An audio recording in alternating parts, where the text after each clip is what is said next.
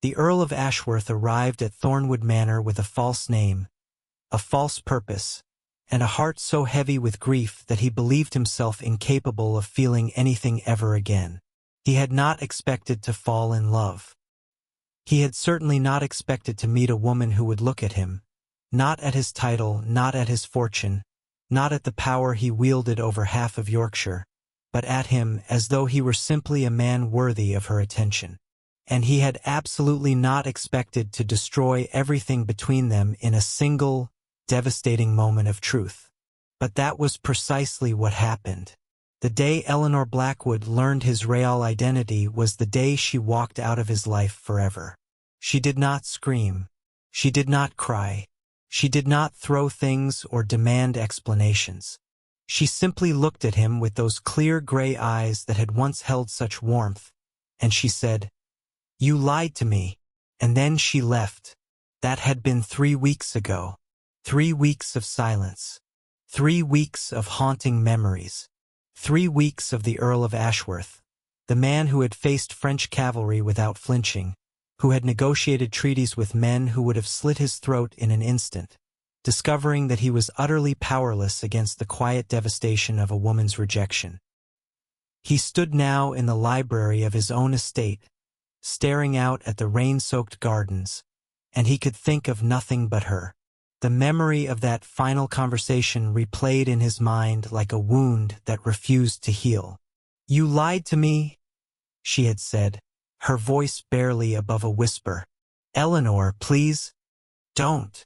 She had held up her hand, and he had seen it trembling.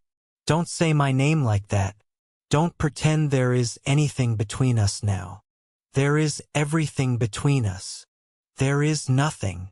Her eyes had been wet, but she had refused to let the tears fall. "There was never anything real.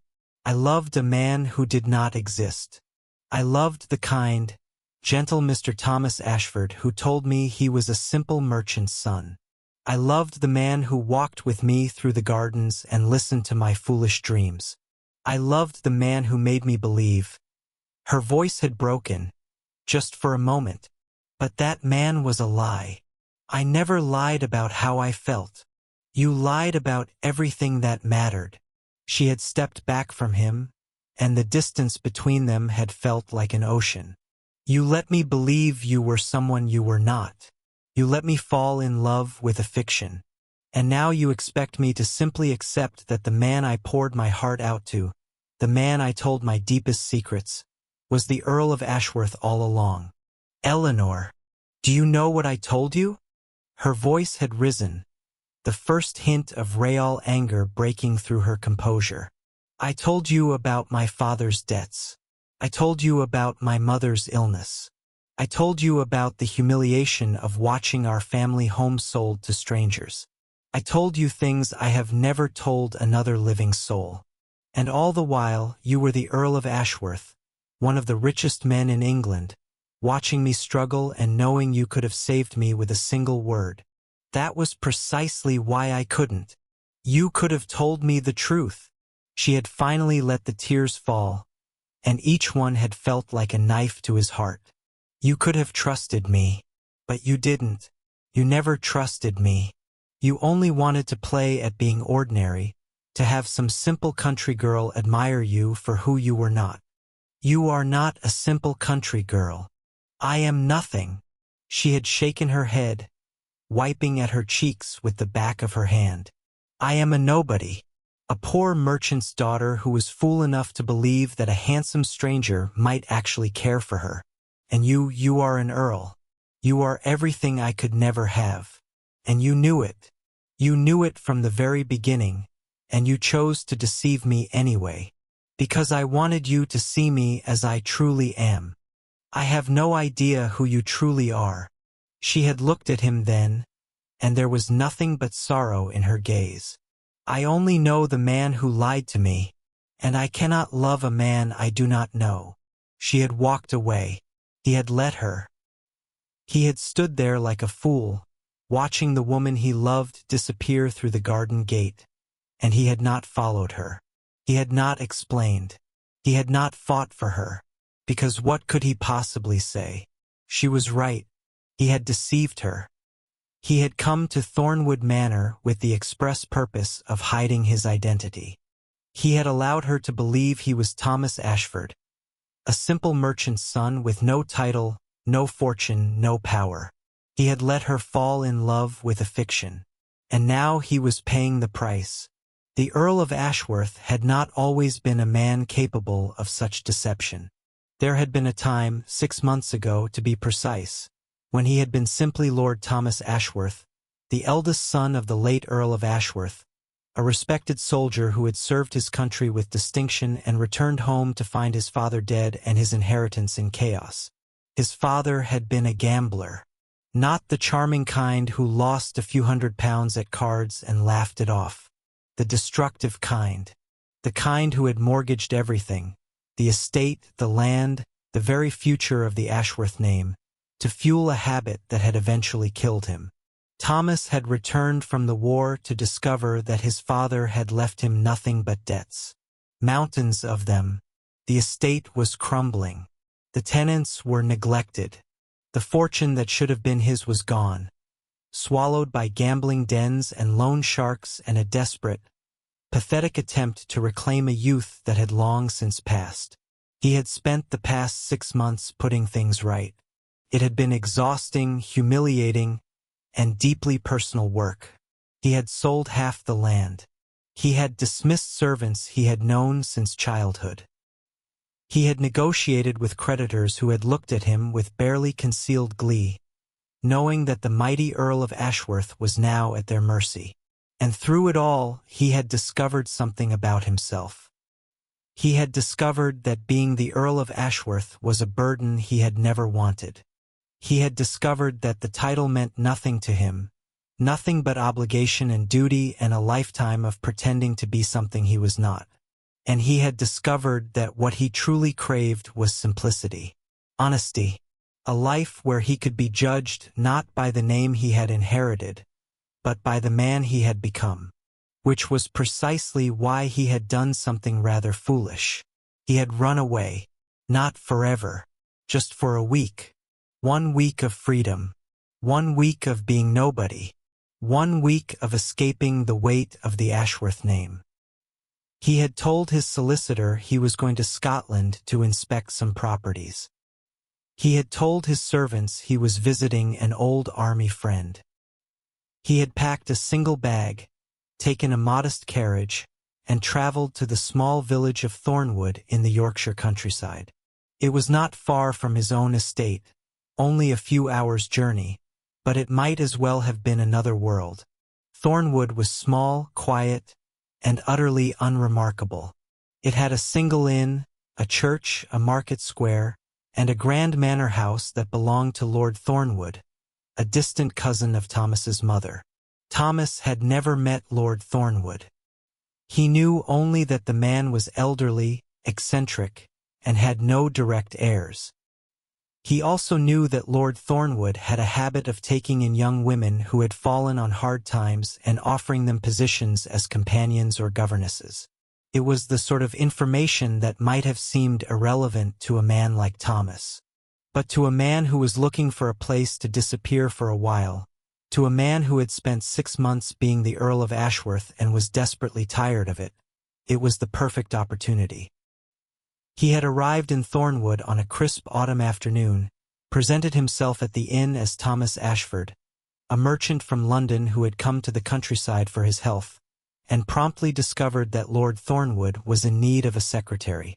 It had been the simplest thing in the world to offer his services. "Your handwriting is excellent," Lord Thornwood had observed, examining the sample Thomas had provided, "and your references are impeccable. But you must understand, Mr. Ashford, the position is not a demanding one. I am an old man with simple needs. I require someone to organize my correspondence, manage my accounts, and occasionally read aloud to me in the evenings. I would be honored, my lord." "No, no, no." Lord Thornwood had waved a gnarled hand dismissively. "None of that, my lord, nonsense. I am Lord Thornwood to the world, but in this house, I am simply Mr. Thornwood. I have no patience for ceremony. Are you married, Mr. Ashford? No, sir. Any children? No, sir. Good. Then you will have no distractions. The old man had studied him with surprisingly sharp eyes. You seem like a decent sort, quiet, well-mannered. You'll do. And just like that, Thomas had become Mr. Thomas Ashford, secretary to Lord Thornwood. He had expected to spend his days in comfortable anonymity, sorting through papers and listening to the old man's rambling stories. He had not expected to meet her. Eleanor Blackwood had been living at Thornwood Manor for nearly 2 years when Thomas Ashford arrived. She was the companion to Lord Thornwood's niece, a young woman named Lady Margaret who had been sent to the countryside after a scandal in London. Eleanor's role was simple: to keep Margaret company, to ensure she stayed out of trouble, and to provide a respectable presence for a young woman whose reputation had been damaged by circumstances beyond her control. Eleanor understood damaged reputations. She had been the daughter of a moderately successful merchant, the sort of family that was respectable but not wealthy, comfortable but not important. Her father had been a good man but not a good businessman. He had made a series of poor investments, borrowed money he could not repay, and died leaving his wife and daughter with nothing.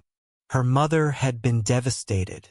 Her mother had retreated into a world of illness and grief, leaving Eleanor to manage the household on a dwindling income. They had been forced to sell their home, their possessions, everything that had once defined their comfortable existence. They had been reduced to living in a small cottage on the edge of the village, dependent on the charity of neighbors who pitied them but could not save them. And then Lord Thornwood had offered Eleanor a position she had hesitated to accept. It was one thing to be poor. It was another to be a servant. But her mother needed medicine and food and a roof over her head, and Eleanor had swallowed her pride and accepted. It had been the most difficult decision of her life, and it had been the most liberating. At Thornwood Manor, Eleanor had discovered something she had never known in her previous life: purpose. She had discovered that she was capable, intelligent, and resourceful. She had discovered that she did not need to be the wife of a wealthy man to have value.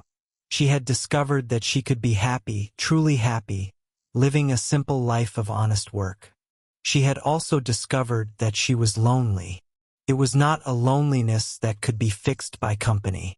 She had plenty of company. Lord Thornwood was a kind and generous employer.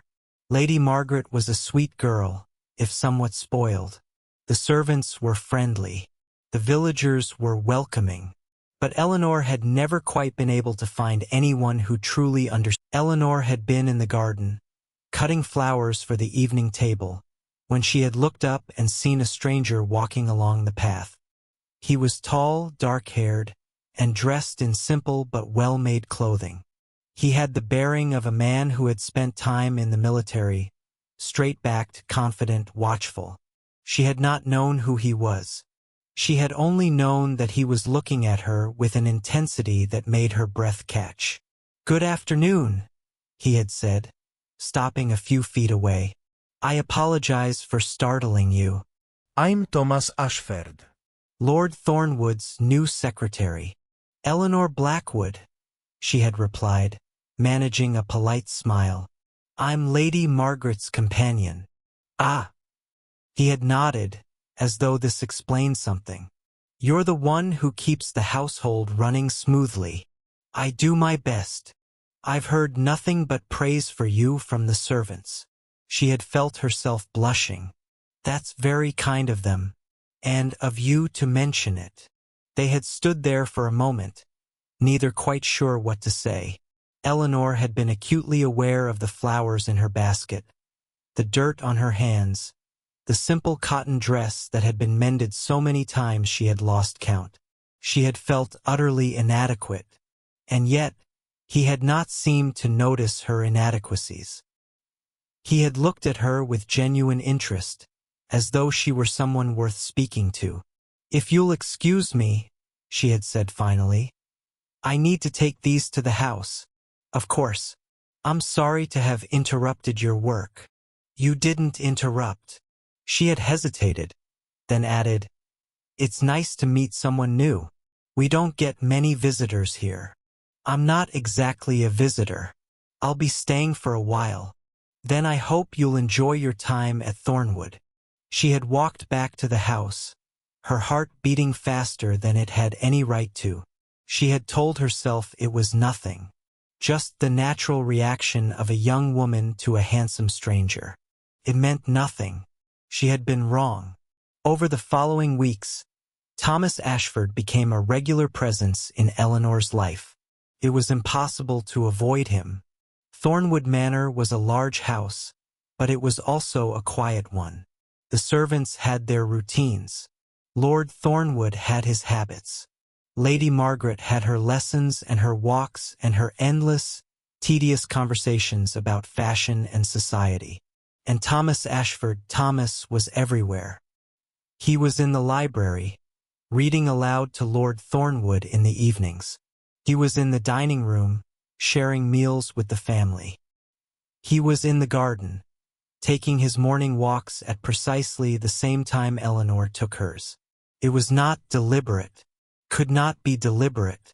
He had no way of knowing her schedule, of planning his movements to coincide with hers. And yet, somehow, they kept meeting. Good morning, Miss Blackwood. Good morning, Mr. Ashford. Lovely weather we're having. Yes, quite lovely. Would you like to walk with me? I'm told the rose garden is particularly beautiful at this time of year. She had accepted. Of course she had accepted. How could she possibly refuse? They had walked together through the gardens, talking about nothing and everything. He had asked her about her family, her childhood, her hopes for the future. She had asked him about London, about his travels, about his time in the army. He had told her stories of the war that had made her shiver with horror and admiration. She had told him about her father's death, her mother's illness, the slow, grinding poverty that had stolen everything she had ever known. He had listened. He had truly listened, not offering empty platitudes or awkward sympathy, but simply letting her speak. And in those moments, walking together through the gardens, Eleanor had felt something she had not felt in years. She had felt seen. It happened on a rainy afternoon in late November. They had been in the library, Eleanor sorting through Lady Margaret's correspondence, Thomas organizing Lord Thornwood's papers, when the storm had grown too fierce for anyone to leave. Looks like we're trapped, Thomas had observed, glancing out at the rain-soaked windows. So it seems. Does that bother you? Not at all. She had looked at him and smiled. I've always loved the rain. Feels cleansing, like the world is being washed clean. That's a beautiful way to put it. I'm full of beautiful thoughts. She had laughed, surprised at her own boldness. I just don't always share them. I'm glad you share them with me. The words had hung in the air between them, charged with something that Eleanor had been trying very hard to ignore. Thomas, she had said slowly, I should tell you something. What is it? I don't know how to say this. She had set down her papers, her hands trembling slightly. I don't want to make things awkward between us. But I can't pretend. Turn around, she had said, her voice barely above a whisper. Please, I need to see your face. He had turned, and she had looked at him for a long moment. Who are you? She had asked finally. Eleanor. Who are you? My name is Thomas Ashworth.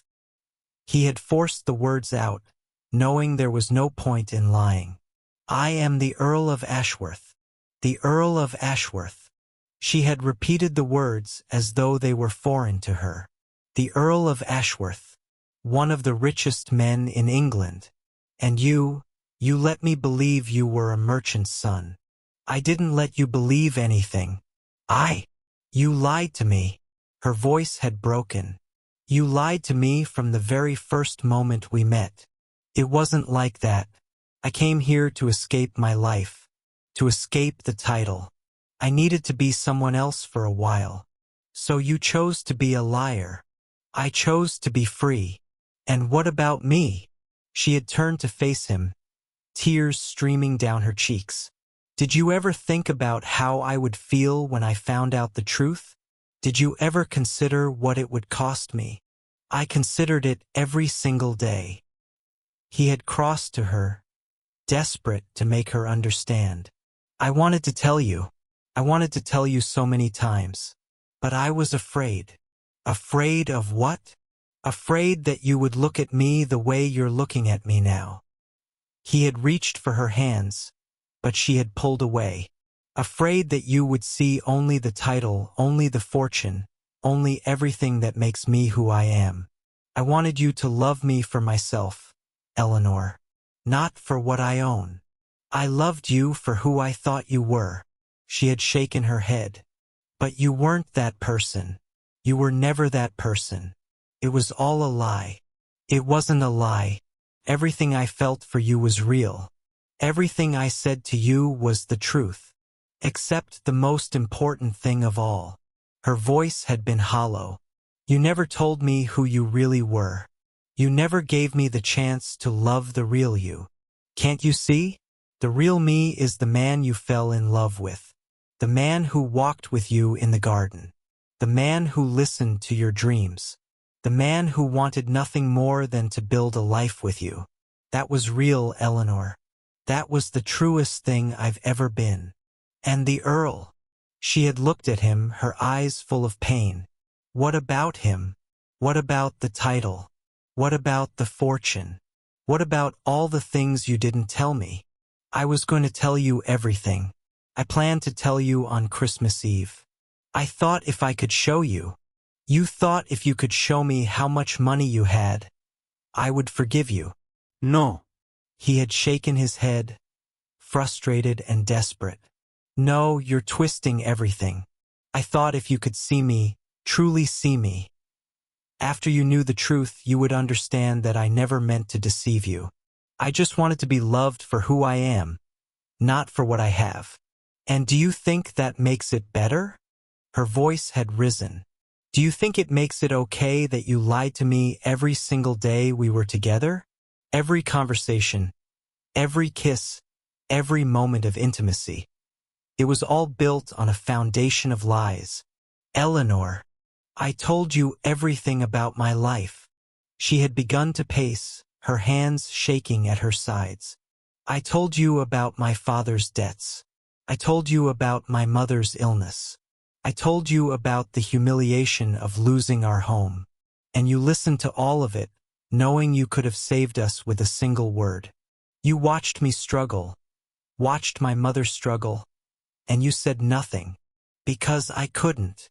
You couldn't what? You couldn't be honest with me? You couldn't trust me with the truth. I couldn't risk you loving me for my money. His voice had cracked.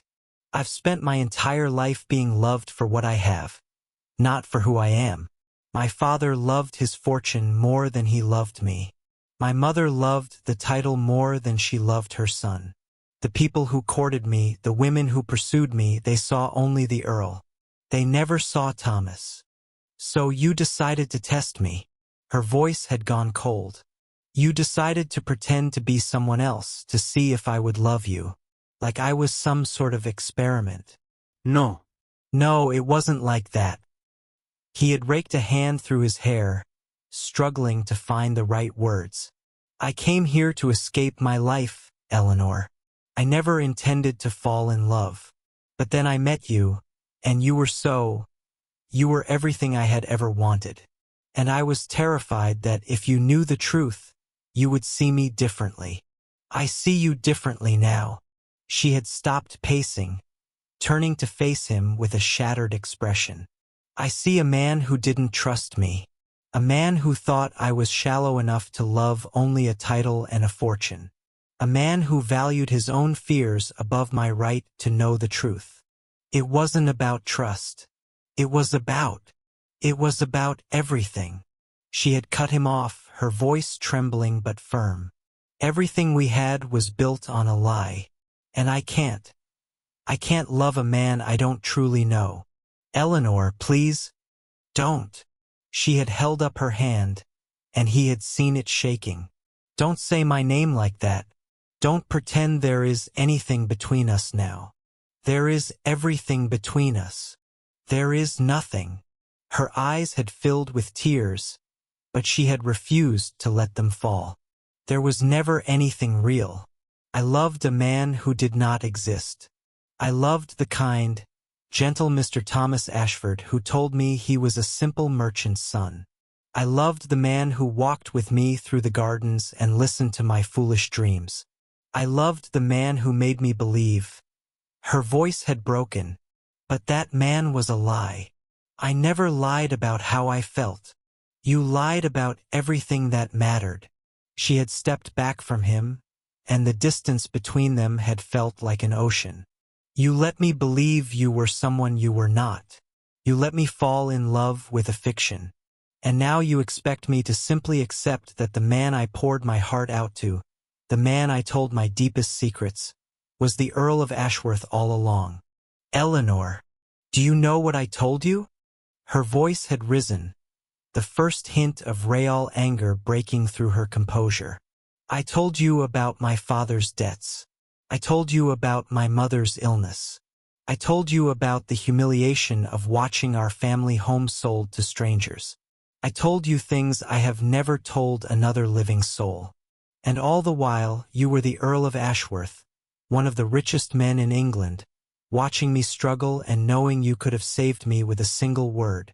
That was precisely why I couldn't. You could have told me the truth. She had finally let the tears fall, and each one had felt like a knife to his heart. You could have trusted me, but you didn't. You never trusted me. You only wanted to play at being ordinary, to have some simple country girl admire you for who you were not. You are not a simple country girl. I am nothing. She had shaken her head, wiping at her cheeks with the back of her hand. I am a nobody, a poor merchant's daughter who was fool enough to believe that a handsome stranger might actually care for her. And you are an earl. You are everything I could never have. And you knew it. 21 days of silence. 21 days of staring at the walls of his library, replaying every moment, every word, every look. 21 days of hating himself for the stupid, arrogant, desperate choice that had cost him the only woman he had ever truly loved. The Earl of Ashworth sat in his leather armchair, a glass of brandy untouched on the table beside him, and wondered how he had managed to make such a complete mess of everything. He had come to Yorkshire to escape his title. He had planned to spend 1 week as an ordinary man, to remember what it felt like to be judged by his character rather than his fortune. He had expected anonymity. He had expected peace. He had not expected to fall in love. And he had certainly not expected to fall in love with a woman who valued honesty above all else. Your lordship. Thomas looked up to see his butler, Mr. Henderson, hovering in the doorway. What is it? A letter has arrived for you. I thought you might want to see it immediately. Leave it on the desk. It's from Miss Blackwood, sir. Thomas was on his feet before he had consciously decided to move. His heart was pounding, his hands shaking slightly as he took the letter from the butler and stared at the familiar handwriting. Miss Eleanor Blackwood. The words seemed to blur before his eyes. Thank you, Henderson. That will be all. The butler withdrew, and Thomas stood alone in the library, holding the letter that could change everything, or destroy everything. He broke the seal with trembling fingers and began to read. My lord, I hope this letter finds you well. I write to you today with a heavy heart, but with a spirit that is determined to speak the truth. I have spent the past 3 weeks wrestling with my emotions, and I have come to a conclusion that I must share with you. When I discovered the truth about your identity, I was devastated. I felt betrayed, humiliated, and deeply hurt. I had given you my heart, the most precious thing I possessed, and I believed you had accepted it under false pretenses. I believed you had lied to me about everything. But time has given me perspective, and perspective has given me clarity. You did not lie to me about your feelings. I know that now. I have replayed every moment we shared, every conversation we had, and I know with absolute certainty that the man I fell in love with was real. He was you, not the Earl of Ashworth, not the wealthy nobleman, but you, Thomas, the man who walked with me in the garden, who listened to my dreams, who held my hand and promised me a future. You were afraid. I understand that now in a way I did not before. I understand what it is to be judged by something other than who you truly are. I have spent my entire life being judged by my poverty, by my family's misfortune, by circumstances beyond my control. I know what it is to be seen not as a person but as a position, and I know what it is to want to escape. I am not writing to tell you that I forgive you. Forgiveness is not something that can be demanded or granted with a single letter. It is something that must be earned through time and effort and trust. But I am writing to tell you that I am willing to try. I am willing to give you the chance to show me who you truly are. Not the Earl, not the wealthy nobleman, not the man who hides behind his title, but you, Thomas, the man I fell in love with. If you are willing to be honest with me, I am willing to be honest with you. I am returning to Thornwood Manor next week. Lady Margaret has asked me to resume my duties, and Lord Thornwood has been kind enough to welcome me back. If you wish to see me, you know where I will be. Yours, Eleanor. Thomas read the letter 3 times. Then he read it a 4th time. Then he burst into tears. They were not tears of sorrow, but of relief, of overwhelming, impossible relief. She was giving him a chance. She was willing to try. She had not given up on him. He had not lost her after all. But he knew that he had to be careful. He had to show her that he had learned his lesson. He had to earn her trust, not demand it. He had to be honest with her, completely and utterly honest, from this moment forward. He could not hide behind his title.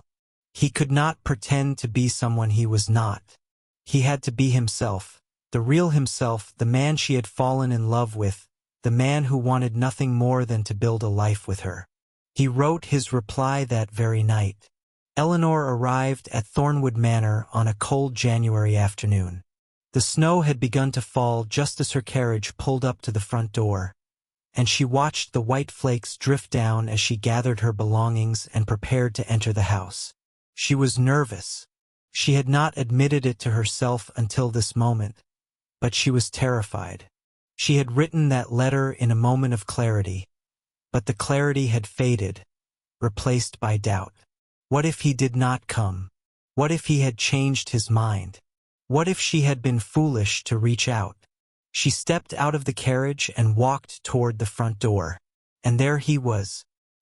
He was standing in the doorway, his dark hair dusted with snow, his eyes fixed on her as though she were the most beautiful thing he had ever seen. Eleanor. Thomas.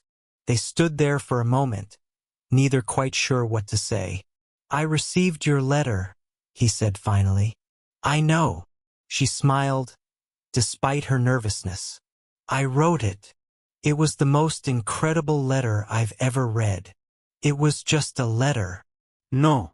He stepped forward, taking her hands in his. It was everything.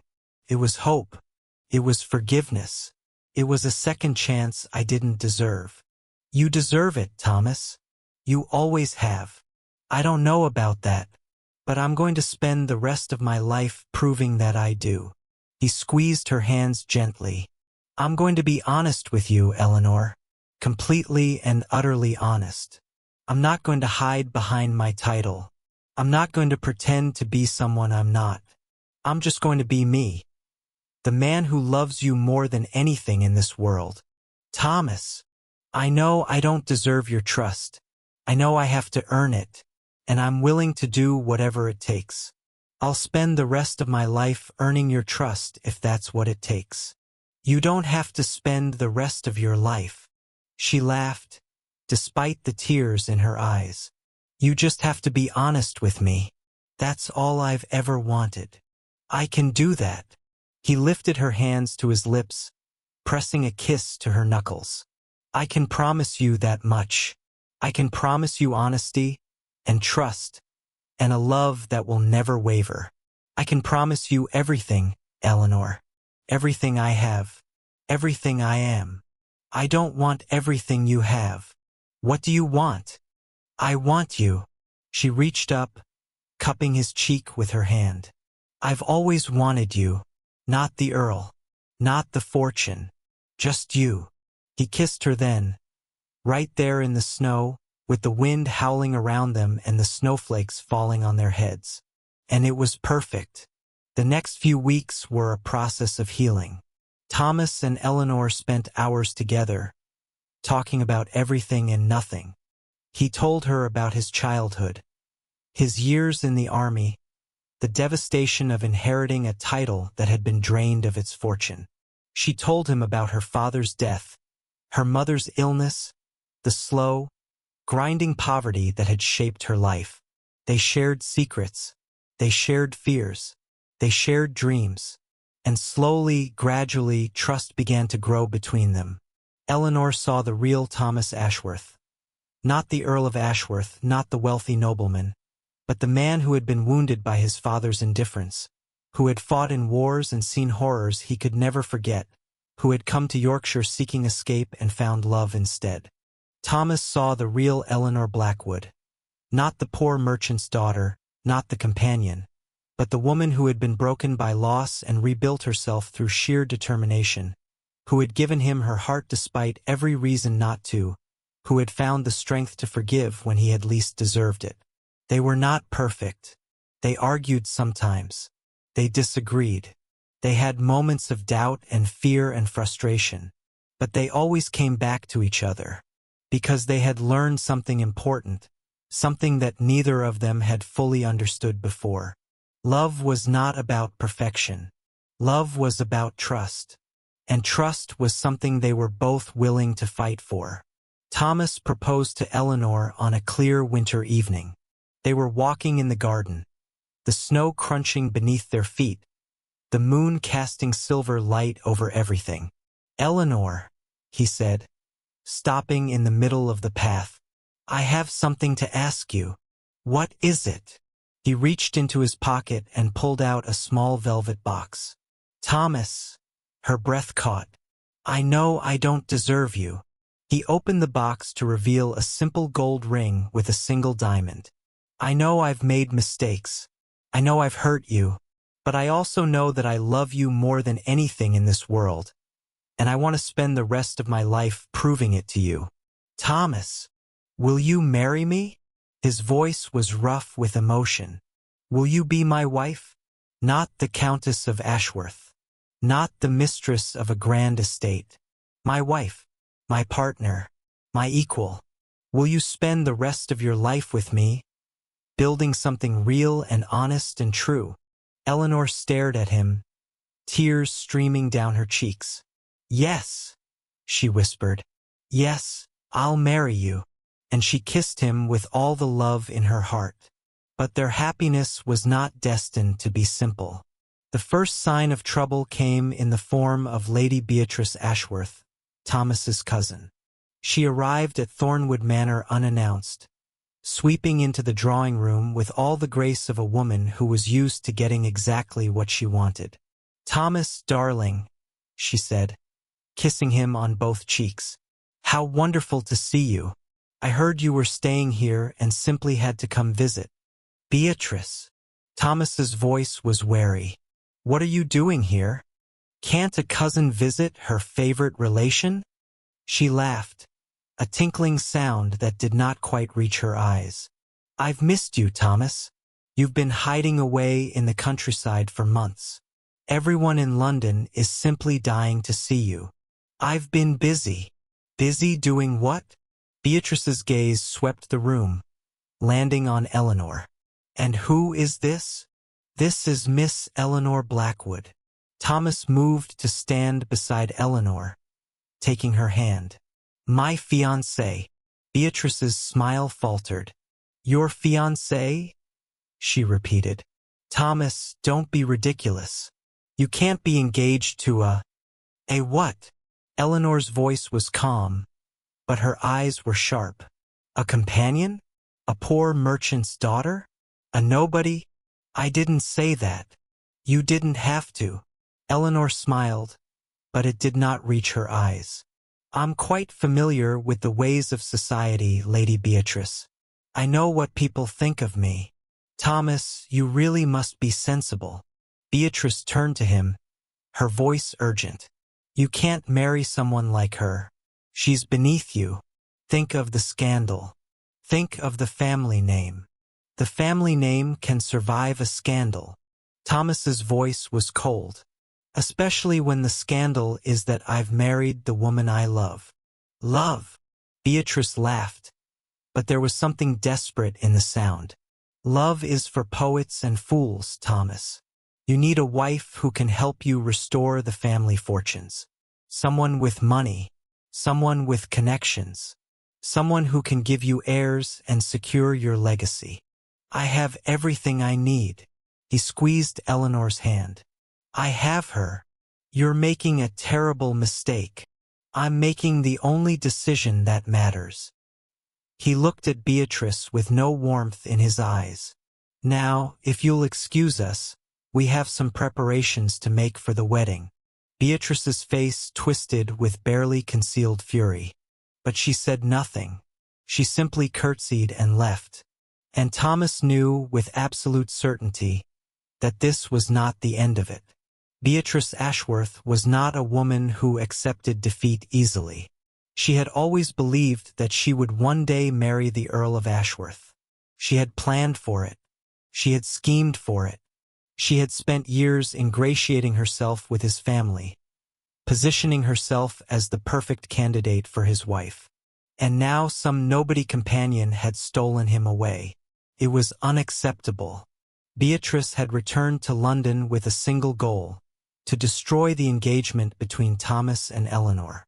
She began with gossip. It was the easiest weapon in her arsenal. She spread rumors that Eleanor was a fortune hunter, a woman of loose morals, a manipulative creature who had trapped poor Thomas into marriage. Within weeks, the whispers had reached Yorkshire. Eleanor heard them in the village, from servants who looked at her with pity or contempt. She heard them from Lord Thornwood, who had received letters from friends in London warning him about his new secretary's unsuitable fiancée. She heard them from Thomas himself, who arrived at Thornwood Manor one afternoon looking as though he had aged 10 years in a single day. "She's doing this to hurt you," he told Eleanor, pacing the library. "Beatrice is spreading rumors to try to break us apart. She's telling everyone that you—" "I know what she's telling everyone." Eleanor's voice was calm. "I've heard the rumors. And you're not upset?" I'm angry. She met his eyes, her gaze steady. I'm furious. "But I'm not going to let her win. I'm not going to let her destroy what we have. Eleanor, I've spent my entire life being judged by people like her." She stepped forward, taking his hands. "I've been called a fortune hunter. I've been called a nobody. I've been told that I'm not good enough for anything or anyone. And I've learned that those words only have power if I let them. You are good enough." His voice was fierce. "You're more than good enough. You're the best thing that's ever happened to me. Then prove it." She smiled, a warm, genuine smile that made his heart ache. "Marry me. Let's go to London and show them all that I'm not afraid." "London. It's time." She squeezed his hands. "It's time to face them. All of them. Beatrice and her gossip and everyone who's ever looked down on me. I'm not going to hide anymore, Thomas. I'm going to stand beside you and show them exactly who I am." "Are you sure?" "I've never been more sure of anything in my life." The Earl of Ashworth and his fiancée arrived in London with all the subtlety of a thunderclap. They stayed at Ashworth House, the grand mansion in Mayfair that had been in Thomas's family for generations. Eleanor walked through its elegant halls with a mixture of awe and determination. She knew that Beatrice and her allies were waiting for them. She knew that the gossip mill was already churning, spreading lies and half-truths and cruel insinuations, and she knew that she had to face it head-on. The first test came at a ball hosted by the Dowager Duchess of Wiltshire. Eleanor had never attended such an event. She had dreamed of them as a girl. The glittering lights, the beautiful gowns, the elegant music, but she had never imagined that she would actually be a part of one. Now she stood in the doorway of the ballroom, her arm linked with Thomas's, and tried not to let her nerves show. "You look beautiful," Thomas murmured in her ear. "You're the most stunning woman in this room. I feel like a fraud, then look like a queen." His hand tightened on hers. "Because that's what you are. My queen." She lifted her chin and stepped into the room. The whispers began immediately. "Who is that woman?" "She's the Earl of Ashworth's fiancée." "His fiancée? But I heard she was just a—" "Shoo! She'll hear you." "Is she really from the country?" "She's a nobody, a poor merchant's daughter. Beatrice told me all about her." Eleanor heard every word, but she did not let them show on her face. She smiled. She nodded. She curtsied to the Dowager Duchess and made polite conversation with the other guests. And slowly, gradually, the whispers began to change. "She's surprisingly well-spoken. Did you see how she handled Lady Montague's rudeness? She has a certain elegance, doesn't she?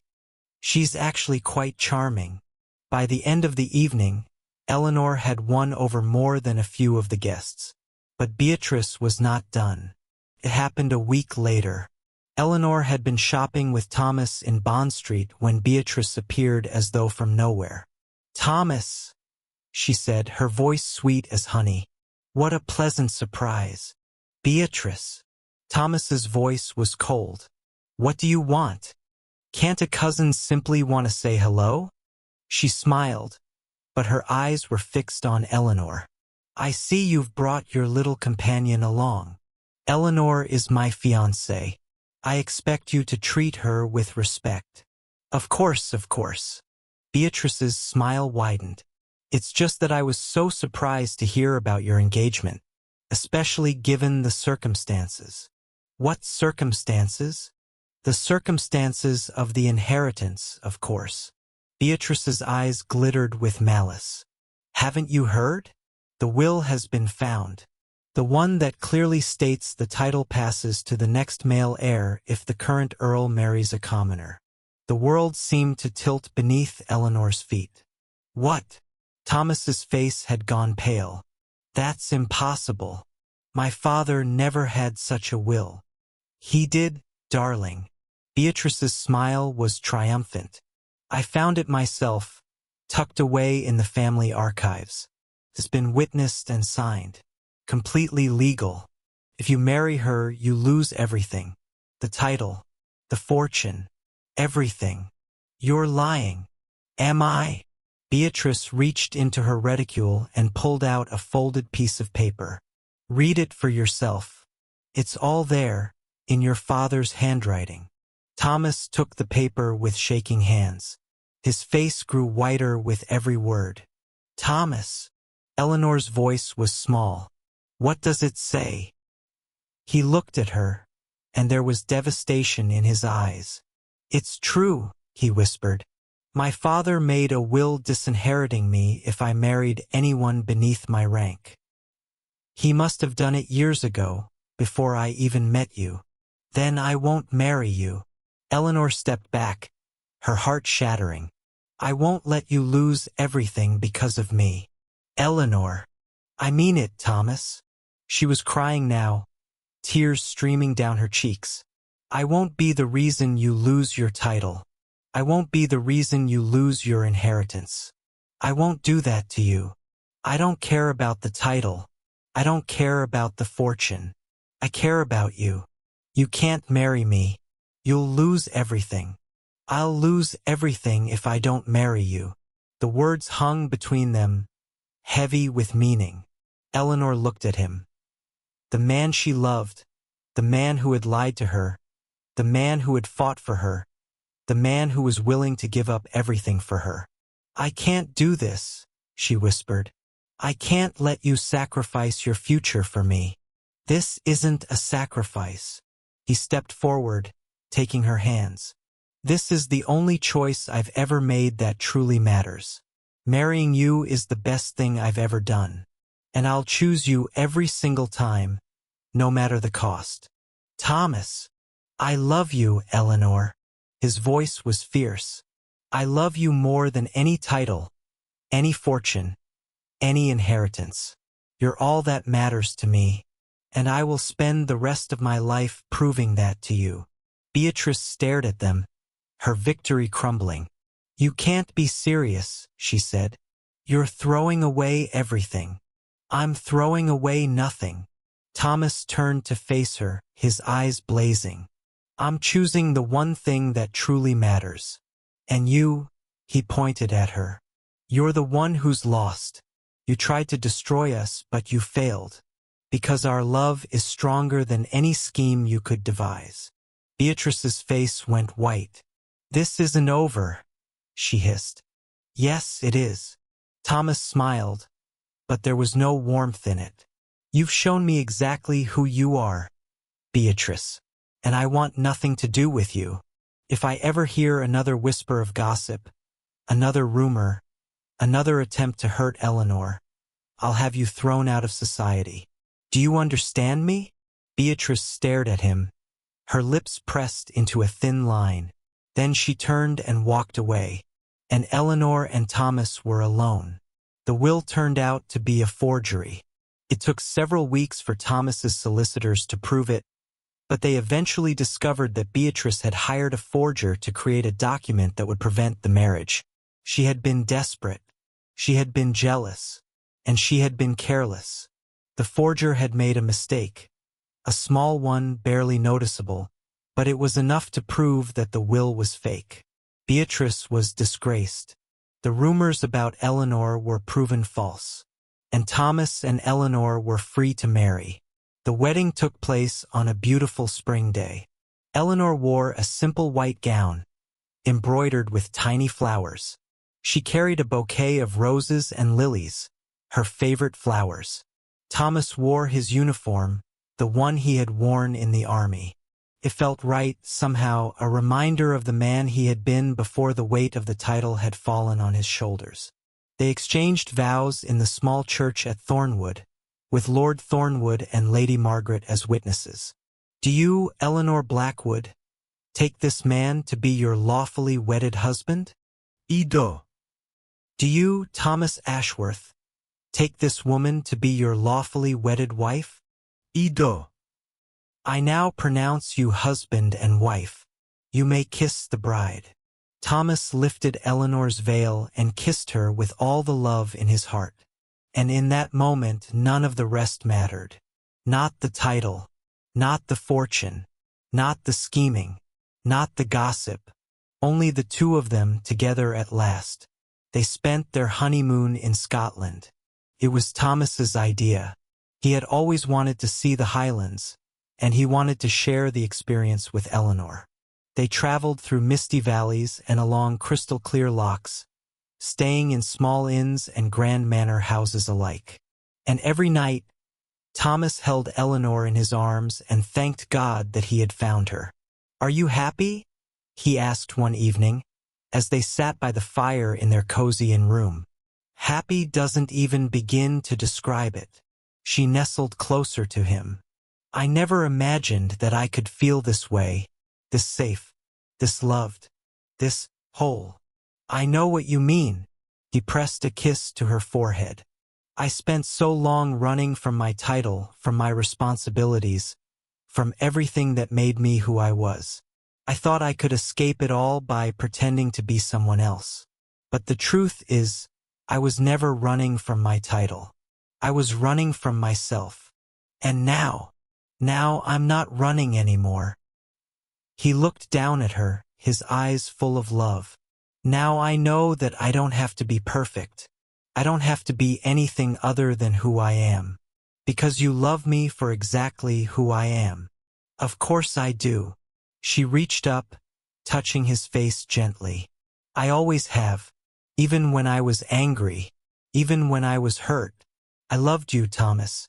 I just had to learn to trust you again. Can I tell you a secret? What?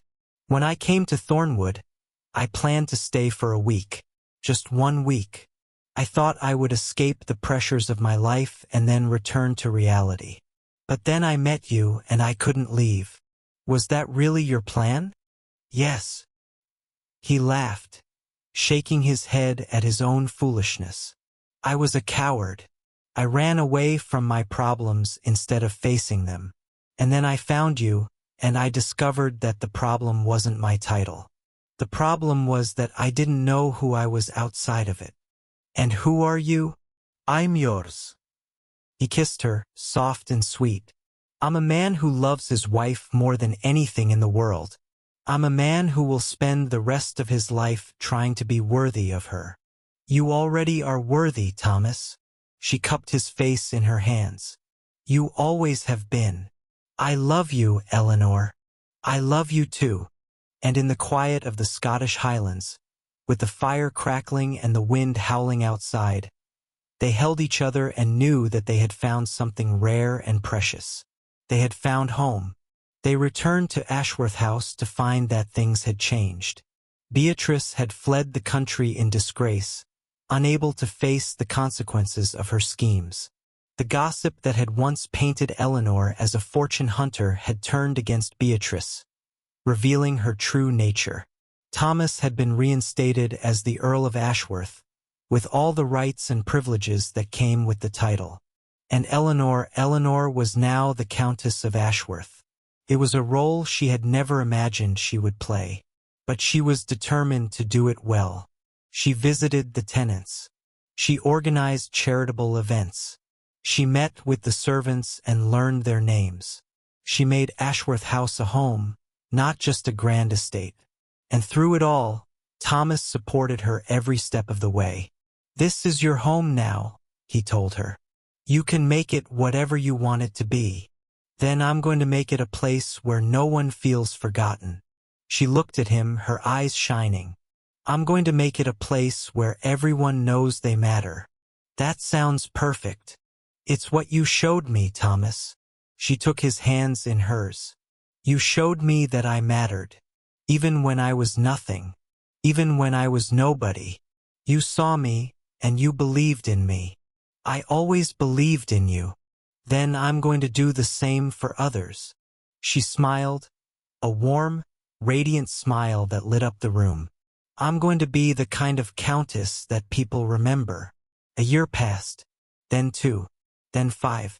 Thomas and Eleanor built a life together, one that was full of love and laughter and quiet contentment. They had 2 children, a boy named William and a girl named Margaret. They raised them with the same values that had brought them together: honesty, trust, and the belief that a person's worth is measured by their heart, not their station. Eleanor became known as one of the most beloved countesses in England. She was respected not because of her title, but because of her kindness, her generosity, and her unwavering belief in the goodness of others. Thomas became a better man because of her. He learned to be honest. He learned to be open. He learned that vulnerability was not a weakness, but a strength. And they lived happily ever after. Not because life was easy. Not because they never argued. Not because they never faced challenges. But because they faced them together. And in the end, that was all that mattered. On the evening of their 25th wedding anniversary, Thomas and Eleanor walked through the garden of Ashworth House. Do you remember the first time we met? Thomas asked, his voice soft with nostalgia. Of course I do. Eleanor smiled, the memory warming her heart. You were walking through the garden, and I was cutting flowers. I had dirt on my hands and a hole in my dress. I thought you were the most beautiful woman I had ever seen. You were staring at me like I was a ghost. Because you were perfect. He stopped walking, turning to face her. You were everything I had ever wanted. And I was terrified that I would never have you.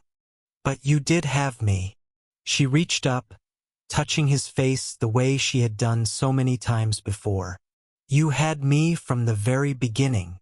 I don't deserve you. You've said that before. I'll keep saying it. He pressed his forehead to hers. Because I don't deserve you. But I'm grateful for you. Every single day of my life, I'm grateful for you. Thomas. I love you, Eleanor. His voice was fierce, full of all the love he had carried for a quarter of a century. I've loved you since the moment I met you. I've loved you through lies and truth, through scandal and forgiveness, through joy and sorrow and everything in between. And I will love you until my dying breath. Eleanor looked at him. The man she had married, the man she had loved, the man who had given her everything. I love you too, Thomas. She kissed him gently, more than words can say. They stood there in the moonlight holding each other, and in the quiet of the evening, surrounded by the roses they had planted together, they knew that they had found something rare and precious. They had found love. They had found trust. They had found home. I want to know, would you have forgiven Thomas? Share your thoughts in the comments below. I genuinely love reading your perspectives. If the story moved you, please hit that like button and subscribe to the channel. We release new historical romance stories every single week, and you won't want to miss what's coming next. Don't forget to share this video with someone who believes in second chances and happy endings. Your support helps us grow and continue bringing you these unforgettable tales. Thank you for watching, and I can't wait to see you in the next story. Until then, keep believing in love, trust, and the courage to start again.